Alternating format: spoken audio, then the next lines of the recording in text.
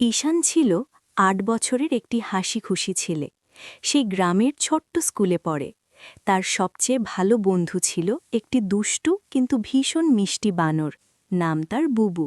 আর স্কুলের সঙ্গীত আপু রিমা আপু সবসময় বাচ্চাদের গান শেখাতেন। একদিন স্কুলে ঘোষণা হল, রিমা আপু বললেন, বার্ষিক অনুষ্ঠানে সবাইকে গান গাইতে হবে। ঈশান একটু ভয় পেল, সে তো সবার সামনে গান গাইতে লজ্জা পায়। বুবু এসে তার কাঁধে হাত রাখল। ঈশান, তুমি পারবে। ঈশান হেসে বলল, সত্যি পারব? বুবু মাথা নেড়ে মিষ্টি করে আওয়াজ করল। রিমা আপু প্রতিদিন তাদের অনুশীলন করালেন। বুবু পাশে বসে তাল মিলিয়ে হাততালি দিত। কখনো ভুল করলে বুবু মজার মুখ বানাত আর ঈশান হেসে ফেলত। অবশেষে অনুষ্ঠানের দিন এলো। মঞ্চে উঠে ঈশানের একটু কাঁপুনি লাগছিল, কিন্তু সে দেখল বুবু সামনে বসে হাসছে। সে চোখ বন্ধ করে গান শুরু করল। তার মিষ্টি কণ্ঠে পুরো হল ভরে গেল। সবাই হাততালি দিল। রিমা আপু বললেন, দারুণ হয়েছে ঈশান।